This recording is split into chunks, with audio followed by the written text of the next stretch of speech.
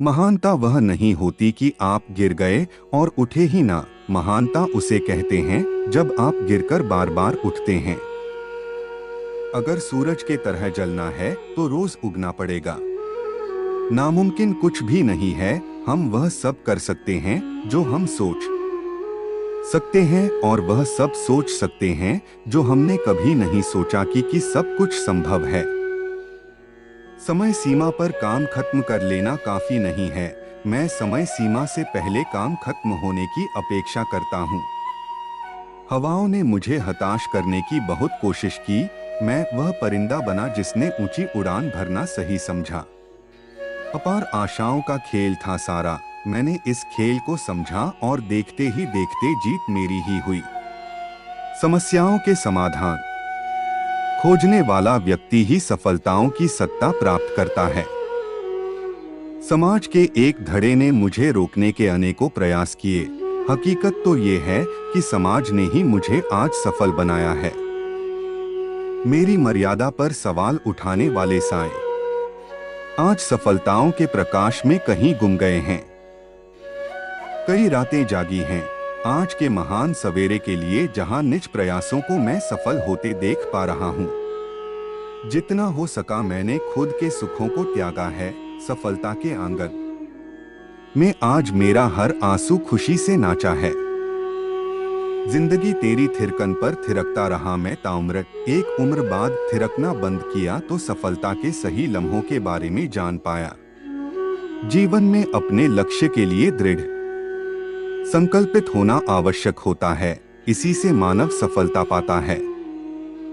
मेहनत करना ही आपका पहला कर्म होना चाहिए, क्योंकि सफलता उसी को मिलती है जो मेहनती होता है।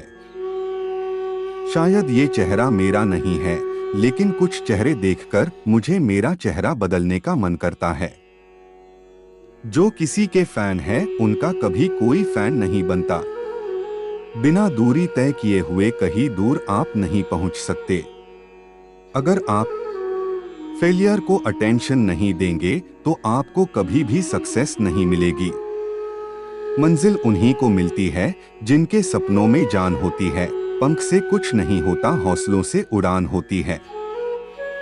हौसले बुलंद कर रास्तों पर चल दे, तुझे तेरा मुकाम मिल जाएगा। बढ़कर अकेला तू पहल कर, देखकर तुझको काफिला खुद बन जाएगा। सफर में मुश्किलें आए तो हिम्मत और बढ़ती है। अगर कोई रास्ता रोके तो जुर्रत और बढ़ती है। अगर बिकने पर आ जाओ तो घट जाता है दम अक्सर। ना बिकने का इरादा हो तो कीमत और बढ़ती है। चेहरे तो समय के साथ सब बदल लेते हैं, लेकिन हालतों को बदलने वाला ही हालातों की बात करता है। क्विज बैनर श्री कृष्ण की कथाएं और उनकी सीख। बड़ी सफलता चाहते हैं तो योजना बनाए बिना काम की शुरुआत न करें। झूठे आरोप लगे तो धैर्य न छोड़े। 9 महीने पहले बड़ी सफलता चाहते हैं तो योजना बनाए बिना काम की शुरुआत न करें। झूठे आरोप लगे तो धैर्य न छोड़े। धर्म दैनिक भास्कर। आज भगवान श्री कृष्ण का जन्मोत्सव मनाया जा रहा है। श्री कृष्ण से बड़ी सफलता चाहते हैं तो योजना बनाए बिना काम की शुरुआत करें। जब भगवान विष्णु श्री कृष्ण रूप में अवतार लेने वाले थे, देवकी और वसुदेव कंस की कैद में थे। कंस ने देवकी सुदेव की 6 संतानों का वध कर दिया था। 7वीं संतान के रूप में बलराम देवकी के गर्भ में आए तो भगवान विष्णु ने योगमाया से कहा था कि आप इस 7वीं संतान को देवकी के गर्भ से निकालकर वसुदेव जी की दूसरी पत्नी रोहिणी के गर्भ में स्थापित कर दो। इसके बाद कंस को ये सूचना दी जाएगी कि 7वां गर्भ गिर गया है। योगमाया ने ऐसा ही किया। इसके बाद जब 8वीं संतान के जन्म का समय आया तो भगवान ने योगमाया से कहा कि अब मेरे अवतार लेने का समय आ गया है। जब मेरे अवतार का जन्म होगा, ठीक उसी समय आप गोकुल में यशोदा के गर्भ से जन्म लेना। वसुदेव जी कंस के कारागार से निकालकर मुझे गोकुल पहुंचाएंगे और आपको लेकर कंस के कारागार में आ जाएंगे। जब कंस 8वीं संतान को मारने के लिए आएगा तब आप मुक्त हो जाना। भगवान ने जो योजना बनाई थी उसी के अनुसार श्री कृष्ण का अवतार हो गया।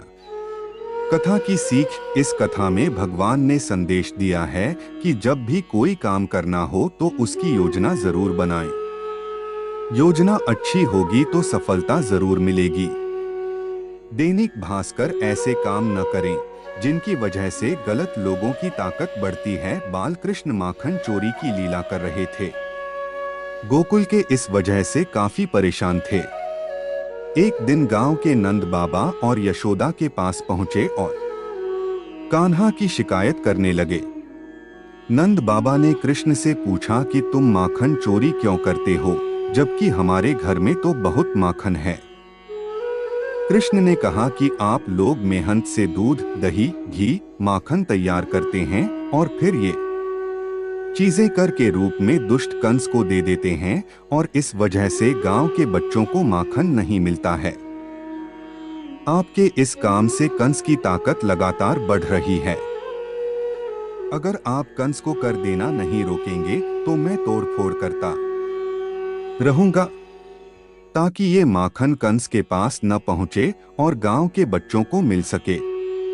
कथा की सीख, इस कथा में श्री कृष्ण ने संदेश दिया है कि हमें ऐसे काम नहीं करना चाहिए जिनकी वजह से गलत लोगों की ताकत बढ़ती है। जब कोई झूठा आरोप लगे तो धैर्य न छोड़े। द्वारका में एक सूर्य भक्त था सत्राजित। उसे सूर्य देव ने स्यमंतक नाम की चमत्कारी मणि दी थी। ये मणि रोज 20 तोला सोना उगलती थी। एक दिन श्री कृष्ण ने सत्राजित से कहा कि आप ये मणि राजकोष में देंगे तो इससे मिले धन से प्रजा की अच्छी देखभाल हो सकेगी।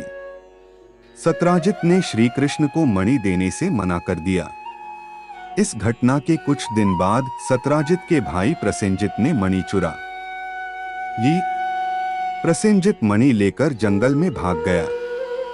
जंगल में एक शेर ने प्रसेनजित को मार दिया और खा गया। मणि जंगल में ही गिर गई।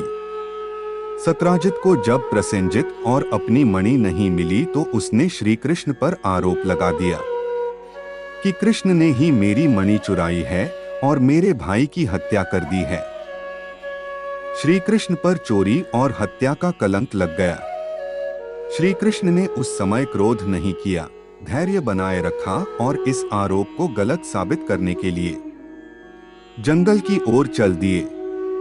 जंगल में श्री कृष्ण को शेर के पैरों के निशान दिखे और निशान के पास हड्डियों का ढेर दिखा। श्री कृष्ण समझ गए कि प्रसेनजित को शेर ने मार दिया है और मणि यहीं कहीं गिर गई है। श्री कृष्ण मणि खोजते हुए एक गुफा में पहुंच गए। गुफा में जामवंत रहते थे। श्री कृष्ण ने मणि मांगी तो जामवंत नहीं दी। इसके बाद दोनों का युद्ध हुआ। युद्ध में श्री कृष्ण जीत गए। जामवंत समझ गए कि ये भगवान श्री राम के ही अवतार हैं। इसके बाद जामवंत ने मणि श्री कृष्ण को दे दी और अपनी पुत्री जामवंती का विवाह भी भगवान के साथ कर दिया। द्वारका लौटकर श्री कृष्ण ने वह मणि जामवंत से लेकर सत्राजित को दे दी और पूरी सच्चाई बता दी। सत्राजित को अपनी गलती पर बहुत पछतावा हुआ। कथा की सीख, हमारे ऊपर जब भी झूठे आरोप लगे तो हमें धैर्य नहीं छोड़ना चाहिए, बल्कि शांति से पूरी बात समझें और आरोपों को झूठा साबित करें। दैनिक भास्कर। कभी भी अपने बल पर घमंड न करें और दूसरों को कमजोर न समझें। महाभारत युद्ध में अर्जुन और कर्ण आमने सामने थे। दोनों दिव्य अस्त्र शस्त्रों से लड़ रहे थे। जब जब अर्जुन के तीर के कर्ण के रथ पर लग रहे थे तो कर्ण का रथ बहुत पीछे खिसक रहा था। दूसरी ओर जब जब कर्ण के तीर अर्जुन के रथ पर लगते तो उसका रथ थोड़ा सा ही पीछे खिसकता था। ये देखकर अर्जुन को घमंड हो गया कि उसके बाणों में ज्यादा शक्ति है। अर्जुन ने ये बात श्री कृष्ण से कही तो भगवान ने कहा कि तुम्हारे बाणों से ज्यादा शक्ति कर्ण के बाणों में है। भगवान की बात सुनकर अर्जुन ने कहा कि ये कैसे संभव है, मेरा रथ तो थोड़ा सा ही पीछे खिसक रहा है।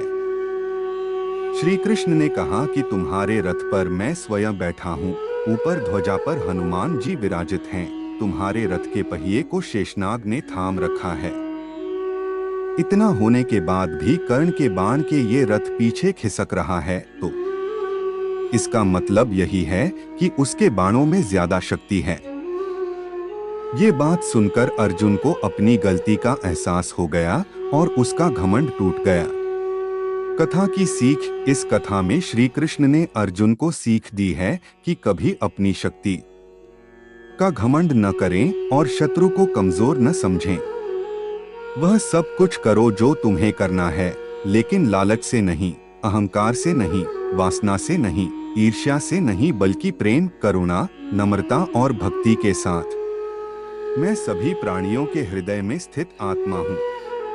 मैं सभी प्राणियों का आदि, मध्य और अंत भी हूँ। जो आप जो चाहते हैं उसके लिए नहीं लड़ते हैं, तो जो खोया उसके लिए मत रो। सफलता को अपना एकमात्र मार्गदर्शक न बनाएं, न ही असफलता को एकमात्र शिक्षक। दोनों से सीखें, क्योंकि वे विकास के पथ पर मील के पत्थर हैं। अहंकार वह छाया है जो आत्मा की रोशनी को अंधा कर देती है। भीतर की चमक को पहचानो और वह छाया भाग जाएगी। मैं किसी के भाग्य का निर्माण नहीं करता और ना ही किसी के कर्मों के फल देता हूँ। मनुष्य का जीवन केवल उसके कर्मों पर चलता है। जैसा कर्म होता है वैसा उसका जीवन होता है। जैसे एक दर्पण बिना निर्णय के सत्य को प्रतिबिंबित करता है, वैसे ही दुनिया को वैसे देखें और अपने कार्यों को अपने आंतरिक ज्ञान का प्रतिबिंब बन। अगर आपको हमारी यह वीडियो अच्छी लगी हो तो हमारे चैनल को सब्सक्राइब कीजिए, लाइक कीजिए, शेयर कीजिए। धन्यवाद। और ऐसे हाई मोटिवेशनल वीडियो पेन के लिए मैट चैनल को सब्सक्राइब कीजिए।